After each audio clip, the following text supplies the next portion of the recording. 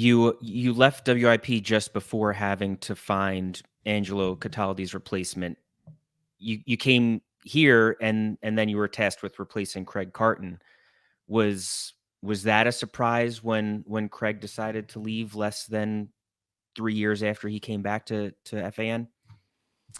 I wasn't planning. I wasn't planning on it, But was so happy to get to work with Craig. Craig worked with my father years and years and years ago at WIP in Philly. So I've been aware of Craig for a long time, and I think Craig and I got along great. I loved working with Craig. Craig is obsessed with doing a good show, which is it's hard to not love somebody who isn't obsessed with doing a good show and creative and opinionated. And I had a lot of people like warning me or whatever. I had who didn't work there previously, who don't work at FAN now. Yeah. And I had no problem with working with Craig. Knowing,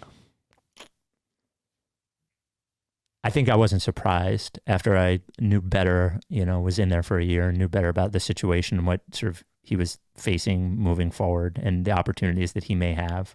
And so I wasn't surprised, but the one thing that I've learned over the years is that you just have to be prepared for anybody to leave at any time. And, Chris Carlin, I hired Chris in Philly and to work with Ike, and a year in, Chris was gone.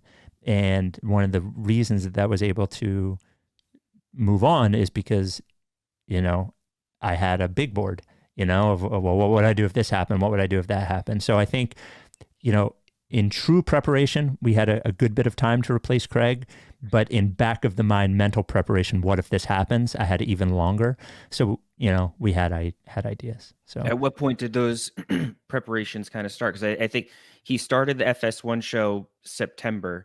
Then it was in like maybe sometime in the spring. I think Marchand first reported that he might have a chance to go exclusively to Fox Sports, and then it was early June that it was reported that he actually was leaving. So at what point did you start thinking about his replacement on that calendar? Well, without sort of saying when I knew what I knew, I think I would honestly, and this is not a lie, the minute that he started the TV show, I was like, this could be a reality, because I was just seeing his day every day. And he would get up at 2:30 in the morning or something, or 3 in the morning. And it's one thing to do a morning show and then go home, but he would do that entire show, get to work at 11 in the morning, then do another show until 6:30, get home. He lives way out in the middle of fucking nowhere in Jersey. So like even further out than me. So it would take him, I don't know, an hour to get home or whatever. So at the earliest he's home at 7:30, maybe closer to 8. And then he has to figure out what's going on in sports and then get up at 2:30 in the morning again. So at that point, I think our only chance was if for some reason the Fox show didn't work, but it didn't seem like it was going to be tenable for like the long haul. I could see it working for a year, which it almost did, maybe 2 years. If there was an endpoint, sort of like a long distance relationship. Right. Long distance relationship can succeed if eventually you're going to move in together and when it's going to happen.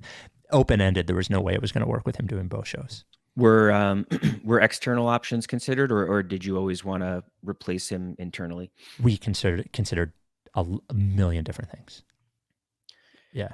Considered a million different things.